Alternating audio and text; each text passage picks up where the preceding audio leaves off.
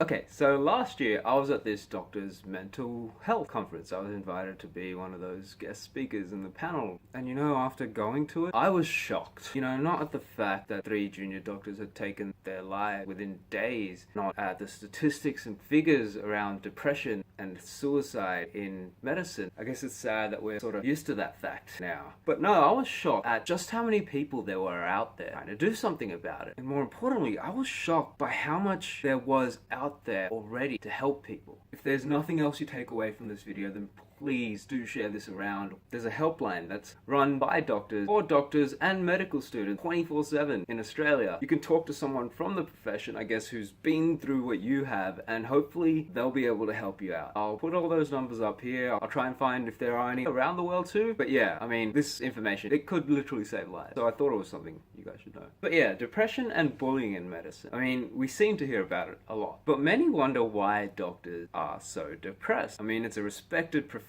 You're loaded, right? So why does a profession that should have the most awareness and should find treatment easiest to get suffering from some of the highest depression and suicide rates in the world? Well, there are a bunch of reasons, and Beyond Blue did a pretty comprehensive survey of doctors and medical students about their mental health, and these were the findings. So 1 in 10 doctors have thought about suicide in the last year. 33% of oncologists, 1/3 have a minor psychiatric disorder. Heaps are going through psychological distress. Junior doctors in particular had really high levels of burnout. Their average work hours per week was over 50 hours. And the crazy thing about this is that these numbers are almost all double, sometimes tripled in medical students. A quarter of medical students are depressed. 1 in 5 have thought about suicide in the last year alone. Just think about that. So why are they depressed? Why is it so rife in this profession? Why don't people get help? Well, a bunch of reasons. And, the stigma that comes with mental health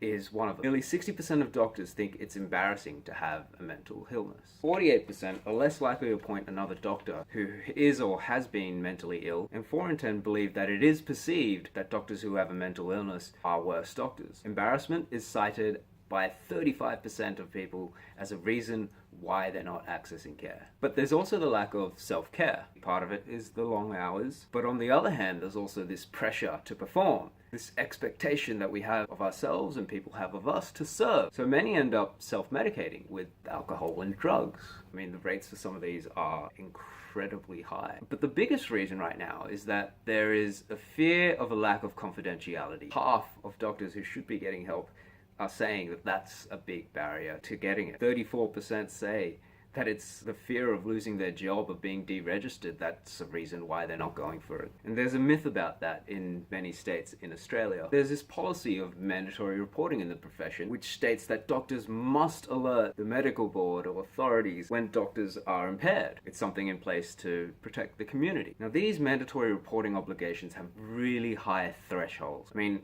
obviously not if your doctor's been drinking on the job or is engaging in sexual misconduct, but when it comes to mental health issues, they need to be significant enough to cause substantial harm to a patient. We're talking usually things that disrupt your sense of reality, not things like depression and anxiety. Not only this, but there's also a guideline in the Psychology Board of Australia which says that though reporting is in good faith, it should only be done based off solid evidence, not hearsay or suspicion. And you know what? Many states now are going towards the WA model, which is voluntary obligation. That's awesome that there is a bit of light at the end of that tunnel. And it's necessary because right now, so many doctors and medical students think that by going to a psychiatrist or a psychologist, they're putting their careers at risk, when in most cases that's not the case. So what about medical students? Why are their mental health and drug abuse statistics so damn high? Well, you've got pretty much all of these.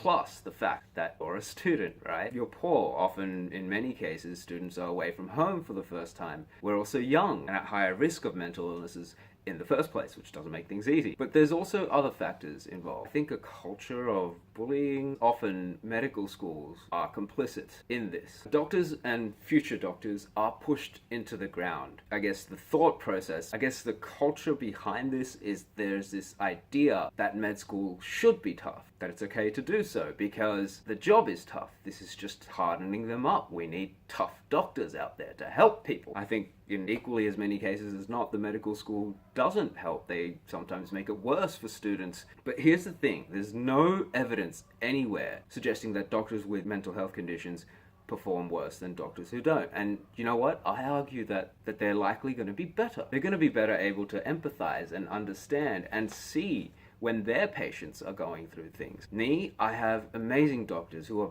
very thorough and look at me as a whole person, and even they missed this crippling depression that nearly ended up in me stepping in front of a train last year. It literally took that before I saw a psychiatrist. And that's me, someone who's well read on this, who's the sort of activist against this kind of thing. I didn't even realize I was going through it. That's what depression can do. But we as doctors or medical students also have a role in this. Certain personality traits are more common in medicine. Perfectionism, compulsiveness, but also empathy. All these are traits that put people at higher risks of depression. At the very least, they'll make you work too hard and forget about yourself. And also there's this culture of service that we've got to be strong. Otherwise, how are we going to be strong for our patients? I think it's a combination of these two which makes us more likely to ignore our own health, even when we recognize the signs of all of this in others. Now, we heard how there's a good amount of stigma within the profession about mental health, but I've heard too many times from people on the outside talking about how doctors are just whining, that they have no right to complain. They're making a bunch of money. They're supposed to always put us first. That, I've been through something much worse and gotten out. Why should they complain? That all of this is just a myth. Well, let me tell you this. I'm a guy who, at the age of 17, after being told I had a 10 or 20% chance of surviving the next 5 years, I found a way, an attitude, which helped me not only cope with this, but thrive beyond cancer. I got into med school the year after major chemotherapies and treatment. I've ridden 200Ks for cancer charities 2 months after chemo. I'm a poker pro, and I've flown overseas to battle against the best in the world and held my own, and now give all that money to charity. I am a guy who, after being told that palliative care might be the best option going forward when I relapsed, I managed to find something to smile about in just 10 minutes. I've done all of this, and yet I still couldn't outthink depression. I was still brought to my knees when it struck. I say all this not to brag, but to show you just how tough it can be, to show you that anyone can get it, even those who you think are strong, even those who think they're strong themselves. In second year medicine, with the chronic illness and pain combined with medicine, led me into a depression that nearly killed me. And you know what? Unless you've been through what I've been through, you have no right to call someone weak for admitting to themselves that they are finding life tough. But at the same time, why would you? So many people are finding it hard to even live, get up every morning. So many don't find joy in anything at all. It really does suck. And getting help, it's not weak. I look at it as a chance to overcome something. It's an opportunity to grow. Getting back up from something is one of the toughest things you can do. It takes balls to admit that something may be wrong, and to go out and to put yourself out there and get help. It's a sign of strength. And here's the thing, I think almost everyone can be helped, because though there is this myth and there is a stigma about mental health, I think there's another myth on the other side, that depression is just something you'll always have, that it can't be beat, that you can't do anything to make it better. Well, you know what? In most cases, it isn't permanent. But even if it is, there are so many things you can do to help make it better.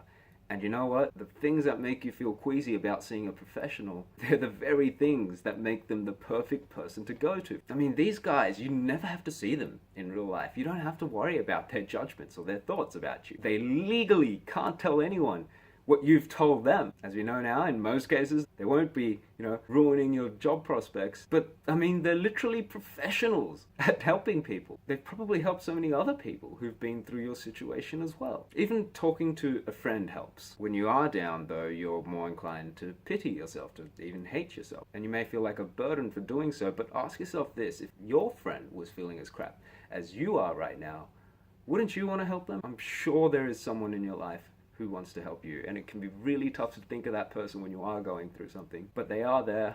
You'll always have me at the very least. But yeah, for medical students and doctors in particular, the first thing we've got to realize is that in order to help others best, we need to be healthy ourselves. that it isn't selfish to, crash and just binge on Netflix every now and then. That it's super important to get outside and get some exercise, even if it's just really quick sessions to fit into your tight schedules, to chill with old friends, to do things that make us happy too. We've got to take it more seriously. We've got to acknowledge it as a thing that exists. And we've got to be wary in ourselves that it may be something that we'll be going through, or it may be something that our peers are going through. But at the same time, we shouldn't be scared of it for the reasons above too. So me, I grew up watching MASH. I always wanted to be Hawkeye Pierce, a guy who could not only help people, but also make them laugh. And I think MASH taught me one really important lesson, that there are two rules in war and medicine. Rule number one, young people die. And rule number two is that doctors can't change rule number one, grief. I mean, it's just something that comes with the job. It's tough watching people suffer, often not being able to do anything for them. Seeing people at their worst and sometimes constantly witnessing tragedy, it gets to you. I mean, so many doctors and students feel like they're just another cog in this machine that churns out suffering and misery every day. The word assembly line is another description that's used in the literature to describe that feeling. It's tough, and it will get to anyone. And after a while of this harsh fact, and the drudgery that comes with documentation and other BS things that come with the job, we find ourselves sometimes thinking that we've been conned. The things that brought us into this, the desire to help people, to make a difference, we feel like we're not able to do that anymore. But let me tell you one thing I hope you guys will all take to heart. You can and do make a difference. Always. No matter what the circumstances. I've sat down with patients who are dying, and I've had their family tell me afterwards that that game of snakes and ladders that we played was something they remembered on their deathbed. That barbecue we threw for them on Father's Day, they said it was one of the best meals they'd ever had. I've lost friends to this disease. I couldn't change that. I think it was then that I experienced depression first, not because of the physical struggles that I was going. I felt like there was no purpose, no point to this all. Why did I survive when he and so many others who do nothing bad suffer? I had no answer to that. What ultimately pulled me out of that was, first off, the realization that in the end, he would have wanted me to be happy, to go on, to learn from him. And he did teach me quite a few things. First off, that I had made a difference. I had brightened his last days in this world. I had given him a friend, at the very least. But I mean, you don't have to go as far as I do sometimes. What made my doctors special? It wasn't their medical prowess or the calls they made. But don't get me wrong, I do appreciate those. No, what made my doctors special to me were those times that we'd talk about my fishing trip before an appointment. That time we argued about a maths problem before I had to do an exam in hospital. It was that time one just walked with me to a biopsy I knew would be painful when he was on his way to somewhere else anyway. It was that time my doctor wrote into the medical entrance exam board and allowed me to sit a test that would end up leading me getting into medicine and fulfilling my dream. I mean, those things, they've changed my life. And they took only 2 minutes. And you know what? Even if I had God as my doctor, someone who knew everything about medicine, someone who knew all the treatments and cures there was, no one else could have saved me on that day other than my doctor. I was lucky because instead of walking onto those tracks, I decided to walk into my doctor's office. I sat with him and just cried for about an hour and told him I just couldn't do it anymore. And it was the start of me getting the help that's completely changed me. I no longer think about those things. I can't imagine myself doing that. Your ability to care for people, I think that's your biggest asset as a doctor. Hell, we might be all getting replaced by robots anyway. If you go out there and take every opportunity you can, that might rekindle the passion that brought you into this in the first place. Instead of going into work every day thinking, oh crap, here we go again, another 12-hour shift where I'm just gonna have to watch people suffer and die. Instead of that, you'll be going into work every day thinking, whose day can I make? Whose pain can I ease? Whose life can I change? And that's huge. It's the difference between this being a job and a profession. Now, hey, you could go the other way and think of it as just a job as well. There was this app piece written by a doctor who realized what really mattered to him was family after his son had gotten leukemia. It's something that he swears is the reason why there's so low burnout in his department. I mean, detachment is linked to a higher risk of getting depression, but if it works, it works. I just think reminding ourselves how our jobs can be fulfilling and just having more fun is the funner way to go about it. People are interesting people. Well, no, people are interesting creatures, not something like that. But yeah, for those who don't know, my name's Nick Hill. I was diagnosed with AML at 17 in 2011, and now I'm a medical student and a cancer researcher too, which is really cool. I do all that stuff I was talking about.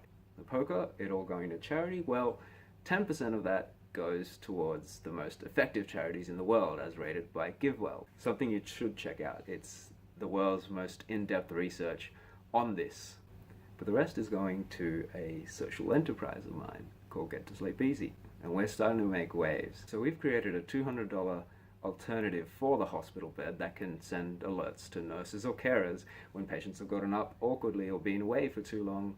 And that can also signal our other flagship innovation, a walking frame that can navigate around things and get to you to hopefully reduce rates of falls. That's a thing that we've pre-launched. We're also creating an all-in-one solution which reduces rates of hospital complications that are unnecessary. Things like pneumonias, falls, and deep vein clots as well. Things which take millions of lives and cost billions to the economy.